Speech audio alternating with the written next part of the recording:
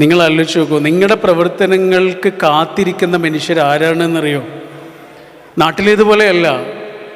നിങ്ങളുടെ കരുണ, നിങ്ങളുടെ സ്നേഹം, നിങ്ങളുടെ സഹായം പ്രതീക്ഷിച്ച് എവിടെയെങ്കിലുമൊക്കെ കഴിയുന്ന ഈ മനുഷ്യരില്ലേ, ഇതാരാണെന്നറിയോ?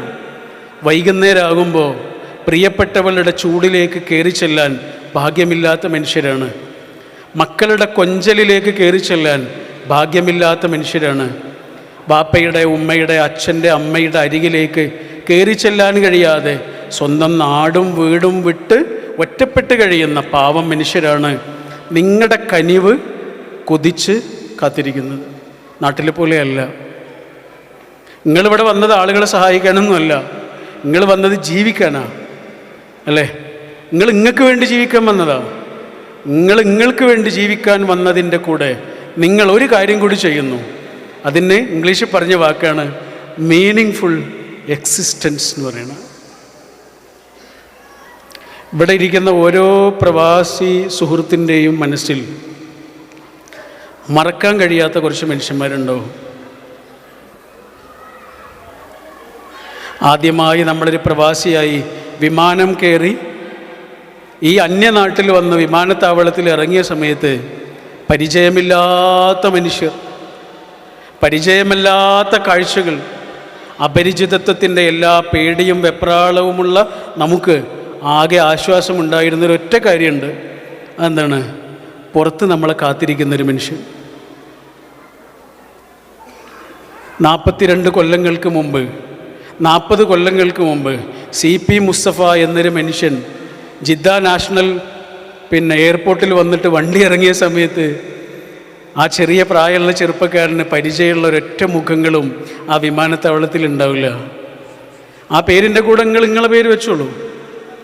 ആദ്യമായി വന്നിറങ്ങിയ സമയത്ത് പരിചിതമല്ലാത്ത കാഴ്ചകൾ, അപരിചിതത്വത്തിൻ്റെ എല്ലാ പേടിയുമുള്ള നമുക്ക് ആകെ പ്രതീക്ഷ തന്നത്, ആകെ ആശ്വാസം ഉണ്ടായിരുന്നത് പുറത്ത് ടാക്സിയുമായി നമ്മളെ കാത്തിരിക്കുന്ന ഒരു മനുഷ്യനുണ്ടോ? ആ മനുഷ്യനെ ഈ ആയുസ്സിൽ മറക്കാൻ പാടില്ല. നമുക്ക് ബെഡ് സ്പേസ് തന്നൊരു മനുഷ്യനുണ്ടോ? കട്ടിൽ നിന്ന്, റൂമിൽ നിന്ന് പോലും അല്ലല്ലോ നിങ്ങൾ പറയാ, ബെഡ് സ്പേസ് എന്നാണ് പറയുക, അല്ലേ? നമുക്ക് ബെഡ് സ്പേസ് തന്ന മനുഷ്യർ, നമുക്ക് ആദ്യമായൊരു ജോലി തന്ന മനുഷ്യർ, നിസ്സഹായതയുടെ നിമിഷങ്ങളിൽ നമ്മളെങ്ങനെ കോരിയെടുത്ത മനുഷ്യന്മാർ നമുക്ക് മറക്കാൻ കഴിയില്ലല്ലോ. മറക്കാതിരിക്കുക എന്നുള്ളതാണ് എല്ലാ അനുഗ്രഹങ്ങളുടെയും ഒന്നാമത്തെ സ്റ്റെപ്പ്. ചിലതൊന്നും മറക്കാതിരിക്കുക എന്നുള്ളതാണ് എല്ലാ അനുഗ്രഹങ്ങളുടെയും ഒന്നാമത്തെ സ്റ്റെപ്പ്. ഇത് നമ്മൾ പറയണമല്ല, പഠിച്ചോൻ പറഞ്ഞാണ്. ലഇൻ ശക്കർത്തും ലഅസീദന്നക്കും. പഠിച്ചോൻ പറഞ്ഞതാ, ലഇൻ ശക്കർത്തും ലഅസീദന്നക്കും. നിങ്ങൾ ചിലതൊന്നും മറക്കാതിരുന്നാൽ, നിങ്ങളുടെ ഉള്ളിൽ നന്ദി ഉണ്ടെങ്കിൽ, നിങ്ങൾക്ക് എന്തൊക്കെയാണോ ഒപ്പം ഉള്ളത് അത് കൂടുതലായി പഠിച്ചോൻ തരുന്ന പഠിച്ചോൻ്റെ വാഗ്ദാനമാണ്. അതുകൊണ്ട് എന്നെ കേട്ടുകൊണ്ടിരിക്കുന്ന മുഴുവൻ ആളുകളോടും എനിക്ക് ആദ്യം പറയാനുള്ളത്, നിങ്ങളൊരു നിമിഷം ഒന്ന് നിവർന്നിരുന്ന് ഒന്ന് കണ്ണടച്ച് പിടിക്കൂ. ഒന്ന് നിവർന്നിരുന്ന് ഒരു നിമിഷം ഒന്നിങ്ങനെ കണ്ണടച്ച് പിടിക്കുക.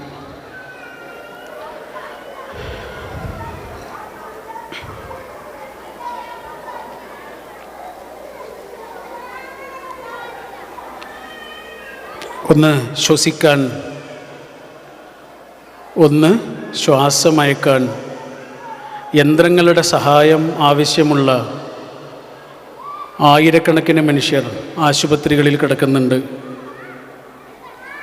ഒന്ന് ശ്വസിക്കാൻ, തടസ്സമില്ലാത്ത ശ്വാസം നമുക്ക് നൽകിയ പടച്ചവനോട് മനസ്സിൻ്റെ ഉള്ളിൽ നിന്ന് നമുക്കൊരു നന്ദി പറയാം.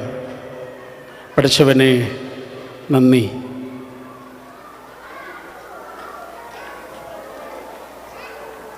ആ ശ്വാസം, നമ്മുടെ ശ്വാസം ജീവിതത്തിൽ ഇന്നോളം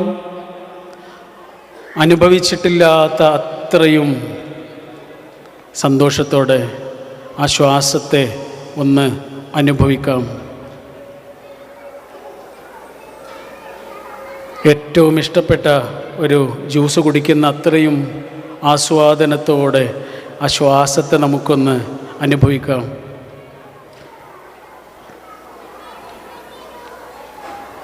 എന്നിട്ട് ഈ ഭൂമിയിൽ നമ്മുടെ ജീവിതത്തിൽ നമ്മളാക്കിയ കുറച്ച് മനുഷ്യന്മാർ നമ്മളിങ്ങനെ ആയതിൻ്റെ പിന്നിൽ നമ്മുടെ ജീവിതത്തിൽ നമുക്ക് കരുത്ത് നൽകിയ, നമുക്ക് ധൈര്യം നൽകിയ,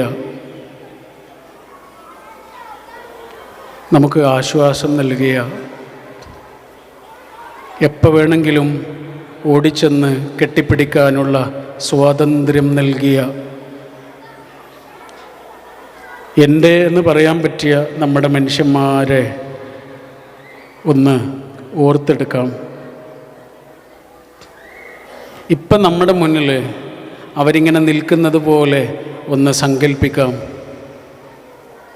നമുക്ക് ഈ ഭൂമിയിൽ 800 കോടി മനുഷ്യന്മാരുടെ കൂട്ടത്തിൽ നിന്ന് നമുക്ക് ഏറ്റവും പ്രിയപ്പെട്ട ആ 4, 5, 1, 2 മനുഷ്യരെ ഇപ്പം നമ്മുടെ മുന്നിലുള്ളതുപോലെ ഒന്ന് സങ്കല്പിക്കാം.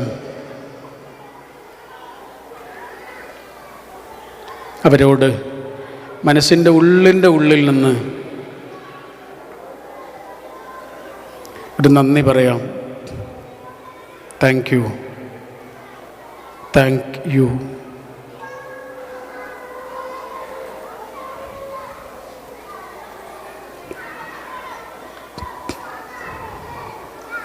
പതുക്കെ കണ്ണു തുറക്കാം.